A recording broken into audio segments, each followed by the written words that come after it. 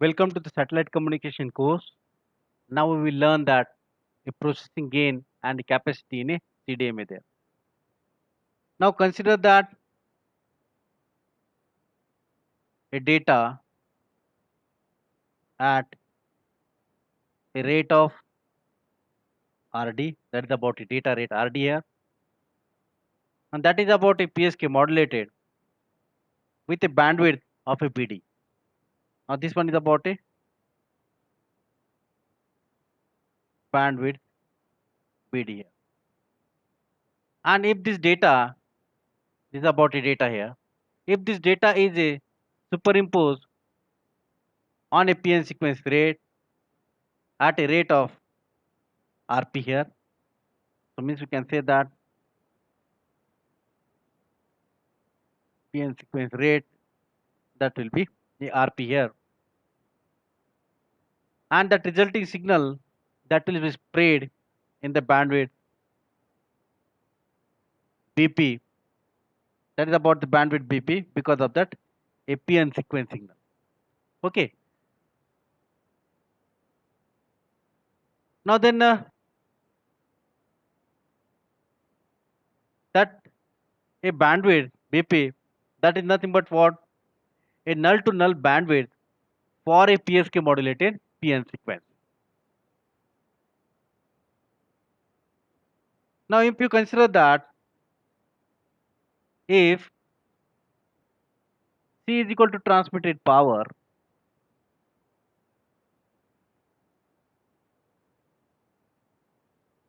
and a N0 is equal to noise power,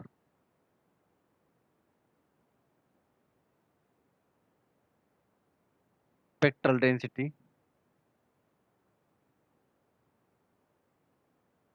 then we can find out at the receiver side the carrier to noise ratio C by N0, and that C by N0 at the receiver side,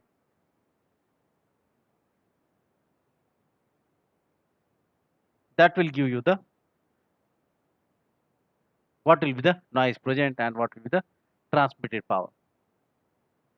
Now consider that whatever the data we say that it is spread data spectrum and this is about spread data spectrum. Now if supposed to be there is a interfering signal, and that interfering signal is nothing but a undesired signal in that receiver band, when the input signal is correlated with the PN signal in the receiver, the desired signal energy that is to be displayed in the signal band, and it has the bandwidth of a BDF. So this is about a bandwidth of a displayed signal. This one is about interference spectrum. So means we can say that at a receiver, a correlated output, it has a PN signal in the receiver. The desired signal energy is displayed in the signal band BD, and we have the interference signal. That interference signal bandwidth will be a BP, because that interference signal that is uncorrelated with a PN signal, and that is spread with a bandwidth of a BP here. So the interference signal that is spread over the entire band. So that's why that interference signal density over that entire band, that will be I by BP, because that interference signal over the complete band is there, that will be I by BP, and that I is nothing but what, a interference signal, and this BP is nothing but the bandwidth, that is about a spared bandwidth there. But after the correlation we are interested in only the signal that is to be passed through the low pass filter with a bandwidth of a BD there. So in that case, the interfering signal power in this particular band That will be what? AI with respect to whatever the bandwidth of the displayed signal and bandwidth of this interference signal.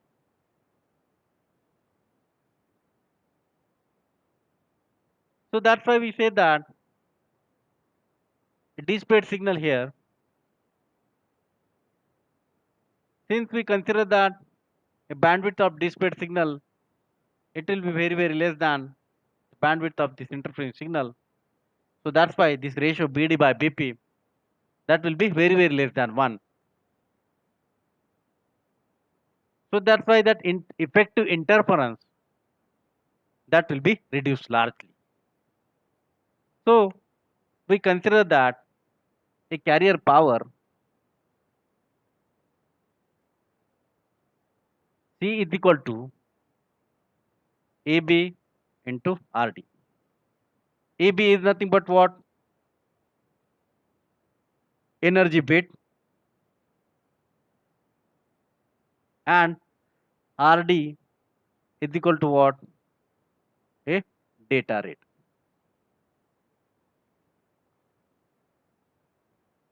So that's why that energy bit, we can write AB is equal to what? CB by RD. That is about the energy bit. And the interference energy density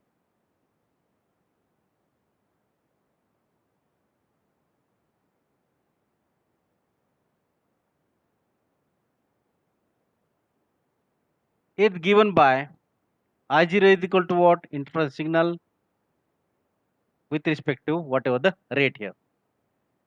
So we can calculate that a carrier to interference ratio at the receiver, that is equal to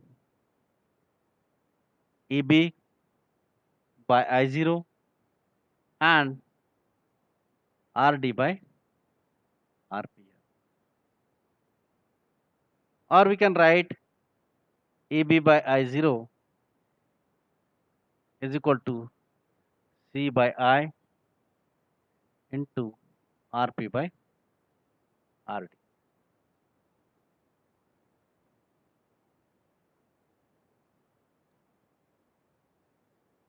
So this RP by RD, and that is nothing but what? A bandwidth spreading ratio.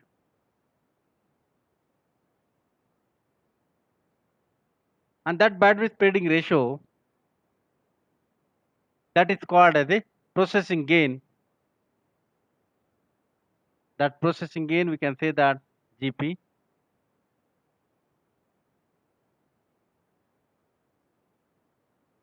because that processing gain reduces the energy per bit to the interference density ratio, that is EB by I0. So that's why a processing gain, that GP is equal to what? A PN rate divided by a data rate is equal to what? RP by RD. So that is about a processing gain in the CDMA.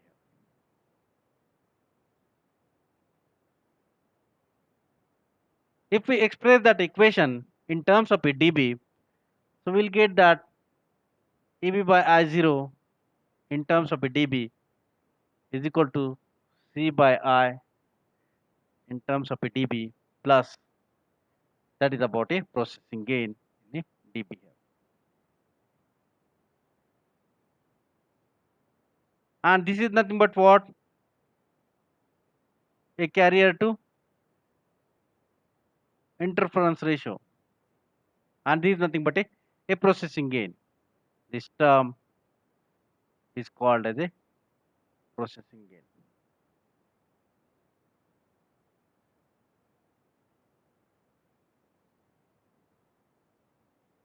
If supposed to be in that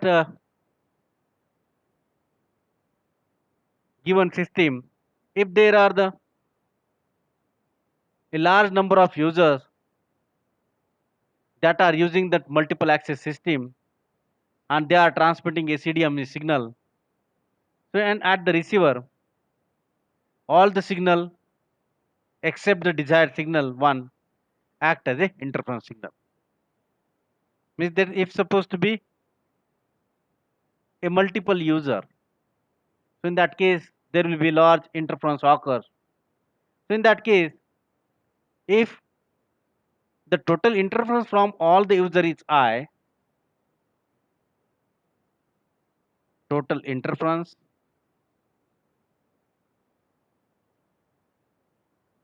is equal to I,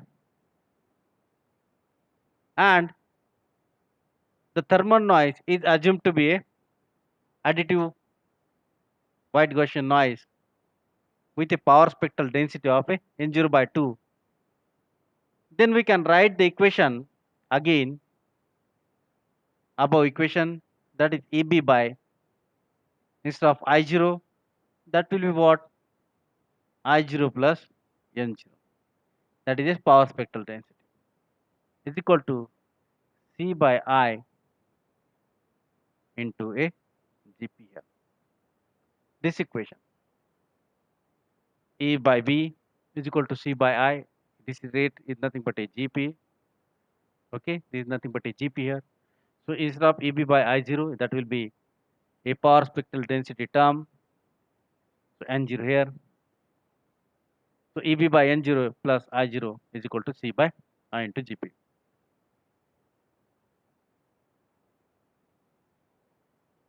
If that interference is large, so in that case, so that thermal noise, that term will be approximately it will be a minus. So EB by I0 is equal to C by I into GP. If that interference is more than that thermal noise, so this term will be reduced here.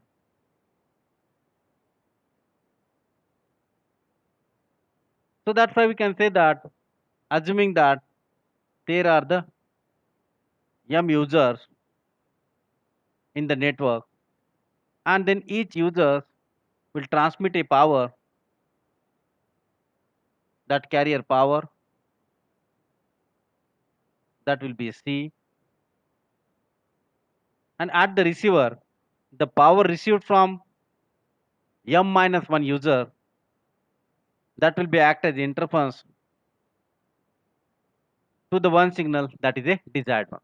M users are transmitter, m minus 1 users, m minus 1 user, that will be act as a interference at a receiver.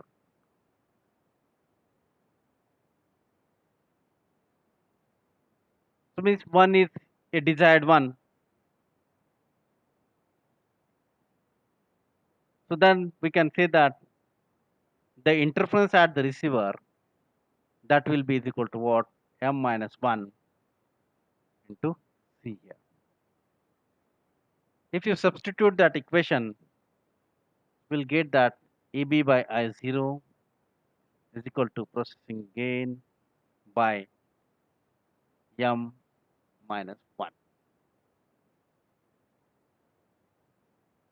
And that, if you solve it with respect to that maximum permissible user, in that case, M max is equal to approximately equal to whatever the processing gain, GP by AB I0. We can simplify it. So that is about a maximum permissible user in the CDMA, that will be M max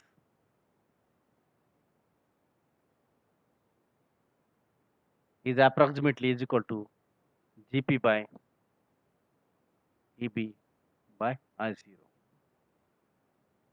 And that EB by I0 is nothing but that energy per bit to the interference ratio. This is about what? Energy per bit, and this I0 is nothing but the interference ratio.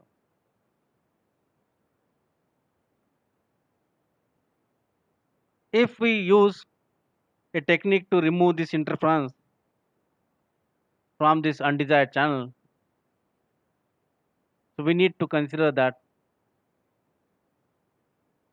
voice activation system is to be used to remove this interference. So now we can consider that if we assume that a alpha as a speech activity and all transmitters are using a voice activated transmission, then we can write that M max is equal to approximately equal to processing gain into alpha EB by I0. We can express this term again in terms of a dB also.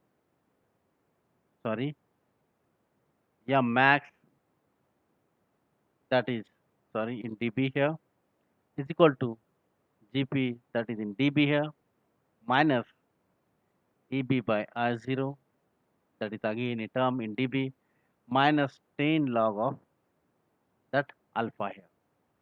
So that is about equation of a maximum gain, that is capacity. We can say that channel capacity in this CDMA, gain and a capacity.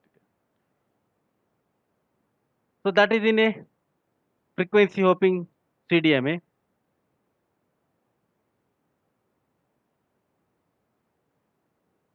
Then again, another technique is to be used,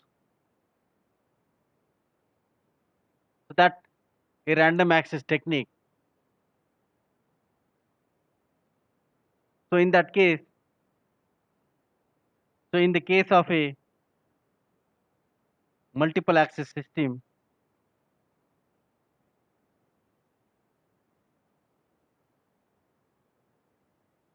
that is about a random access here. So in the case of a multiple access system, if you see that a fixed assignment is there, it has a fixed assignment,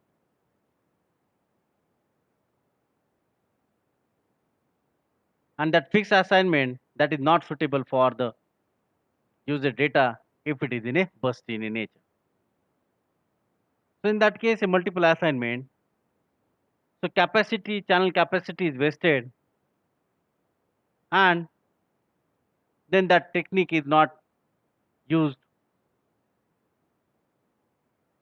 for sending the data for the given particular time slot or a particular time period there. So then in the case of a multiple access method, so we can use a assign this particular channel to the user only when that data is to be transmitted there. So in that case, we can use more efficiently the a channel capacity, or channel capacity will be utilized more efficiently. And that particular technique is called as a demand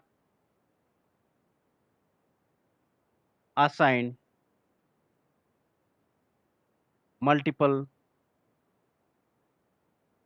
access method. That is called as the DAMA. And that DAMA is nothing but a random access method. So DAMA is nothing but a random access method,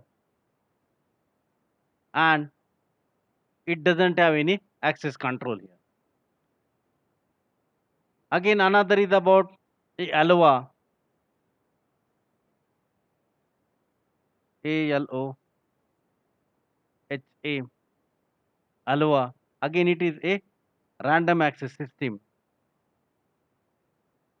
and that is useful for the computer communication in which data packets are transmitted there. So then in random access system, there are the three different flavors in terms of this ALOA. So you can say that a pure ALOA, then we can say that a slotted aloha, then another we can say that a reservation aloha. Now, in the case of a pure aloha, a user transmit a fixed length of a data packet without any synchronization. There is no synchronization. We'll see that one by one. Definite.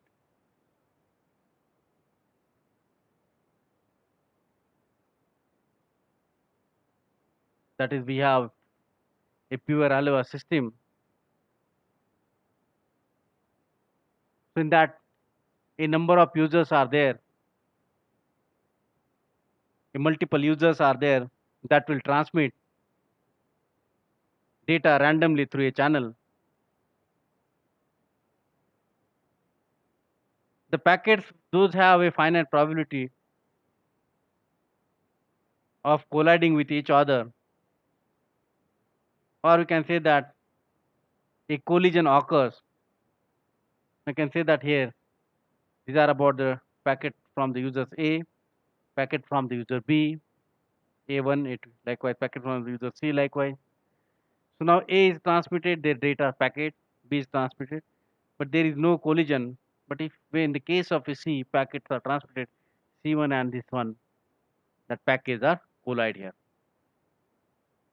Means a collision occurs when a part or a whole packet overlap. Means that is about whole packet overlap or a part of a packet overlap. That is nothing but a overlapping of this packet there. That is nothing but a collision. Now if you see here, we have this A and C that collide partially. Generally we say that A is transmitting, and again A user is again transmitting the another data here, that is A2 now. But packet A2 transmit before that C complete their packet there. So that's why the collision occurs. In the second instance, if you see that both B and C are transmitting the packet, that is at the same instant. So that's why that there is a what we can say that a collision, complete collision is occur on the B and C, because at the same times that packets are transmitting them. So that is about in this case here. So in either cases, all the packets involved in the collision, these are to be a loss, and that whichever the packet loss that is observed by the transmitting user, if he receives its own or through an acknowledgement protocol, then again that particular packet is to be transmitted there. Is supposed to be in which supposed to be receive give the acknowledgement, negative acknowledgement, then again that packet is to be transmitted. Even if that packet overlap or that packet loss, if supposed to be negative acknowledgement reach, then packet is to be transmitted there. Or a collision is detected, then that lost packet is to be retransmitted. So means in this case here, these packets we say A2 and C1, they are retransmitted, and the packet C1, here we say that this packet is again transmitted here.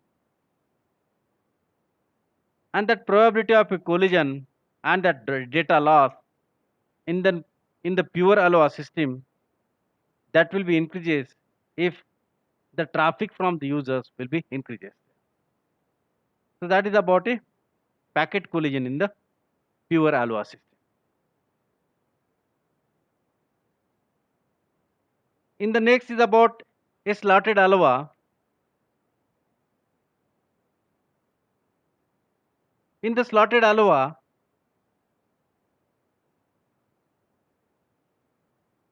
We have seen that a collision is takes place in the pure aloha, so that's why there will be a loss.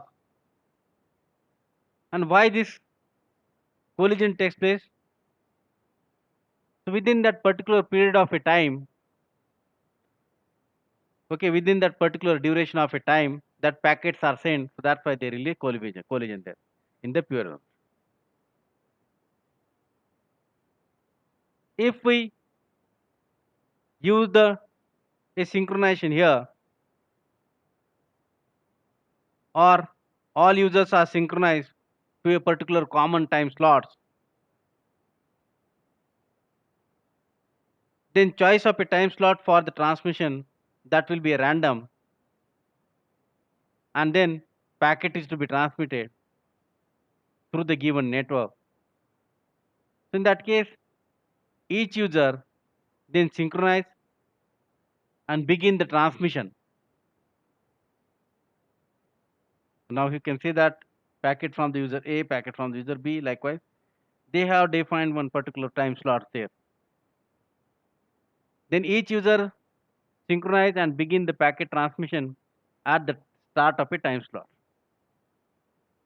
And that time slot, whatever the given, that will be equal to the length of that particular packet there. So, but a collision is takes place when that packet B2 here we have that packet and that C2 that are transmitted in the same time slot. Now here the time slots are given, but because the collision is occur because of that packets are transmitted in the same time slot, then this packet is to be transmitted.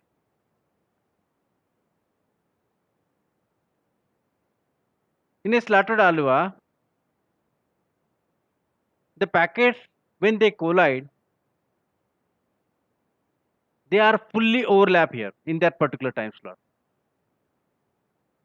But in the pure ALUA here, that overlap is not a fully, partially, or maybe a fully. But in a slotted ALUA, that overlap will be a fully here.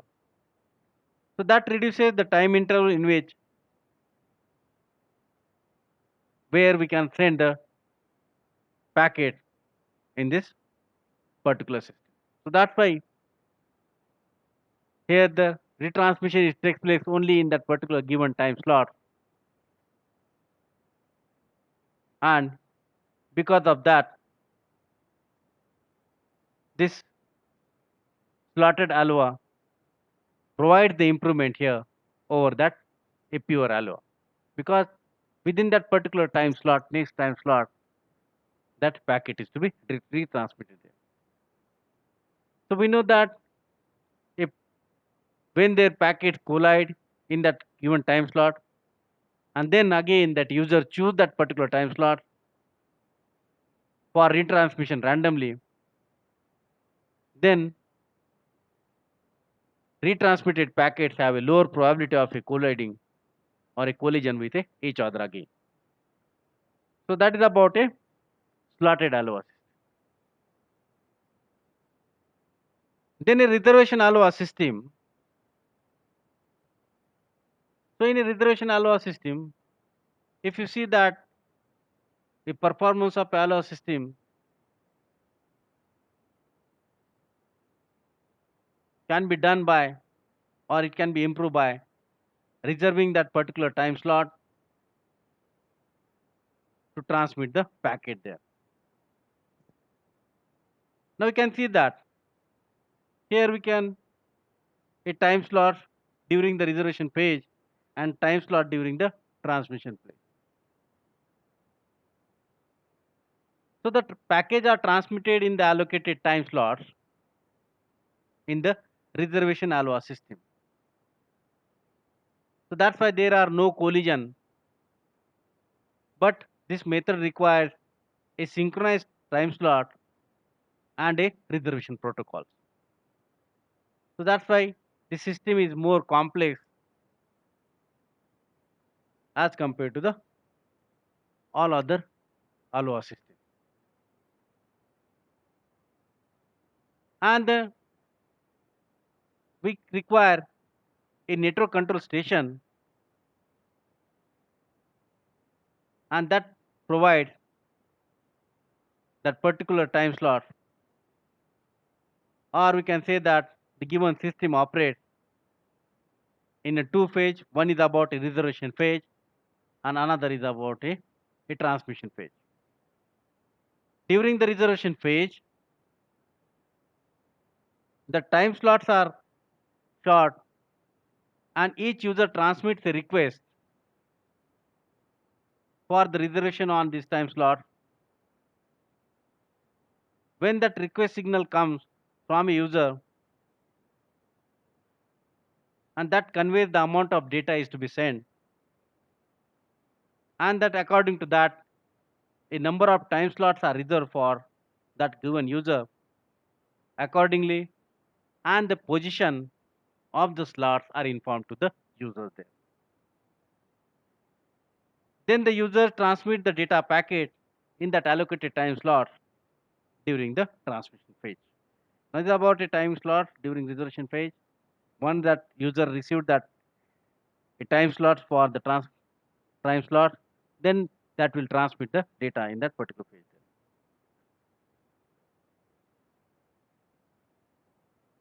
The time slot for the reservation phase, if you see that it is very short because they support the reservation request message for the from the users, and it did time slot for the transmission phase is large because it is used for the transmitting the data there. So now in this case here, the time slot reservation phase are accessed by the user on the slotted Aloha basis by transmitting the request message randomly at the beginning of the time slot. These are the time slots. Send the message, and when the time slots in the transmission phase are allotted, then the user transmit the data or transmit the data packets in that particular time slot there. And that is about a reservation Aloha system. So now we can consider here a multiple access technique in which a channel can be assigned to the user that will be permanently, or we can say that on a demand there. If that channel is assigned permanently, so then that is called as a fixed assignment. If that channel is not assigned permanently, then it is called as a demand assignment. So that is about for a fixed assignment system here. So you can say that a spade system is nothing but a fixed assignment system. But in the case of a demand assignment multiple access system, it requires an additional channel that is called as assignment channel for the request and assignment of the traffic channel. And then user will communicate to the that particular data there. So that is about your, we can say that a fixed assignment and a demand assignment multiple access channel. With this, we end the satellite multiple access technique. If you summarize that, we have learned here a frequency division multiple access technique,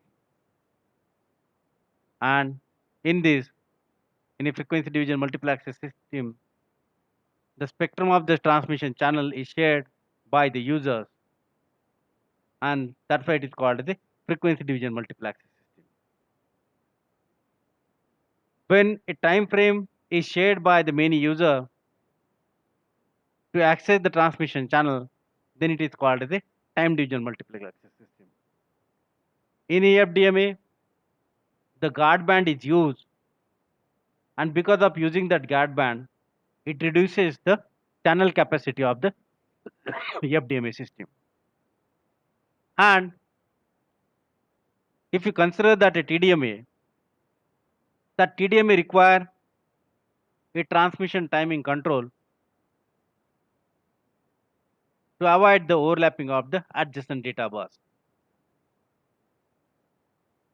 And in the case of a CDMA here, the transmission power is shared by the different codes or a different user to make their signal orthogonal. And a CDMA requires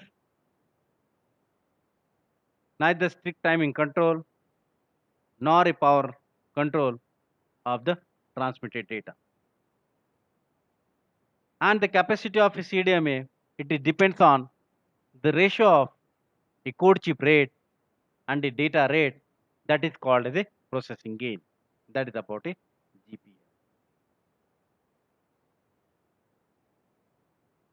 And we have learned that a two types of a CDMA technique, that is a direct sequence CDMA system and a frequency hopping CDMA technique.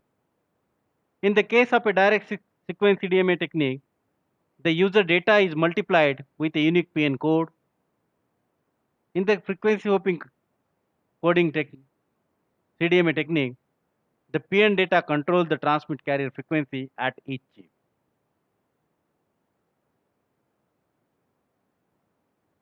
Then we say that the access of a transmission channel by the user can be on a fixed assignment basis or a demand assignment basis. So in the demand assignment multiple access, so that transmission resources is assigned on the current requirement of the user, and in which we have learned that a ALOA system, and we have learned that a pure ALOA, slotted ALOA, and a reservation ALOA. In the pure ALOA, that packets are partially overlap or fully overlap because time slots are new, not given. But in the slotted ALOA, a specific time slot is given. So that's why the packets are fully overlapped in a slotted ALOA. In a reservation ALOA, that according to the reservation request or request for the transmission by the user, so according to that, a time slots are given for the transmission. That is about the ALOA system. And with this, we end the satellite multiplexing technique. Thank you.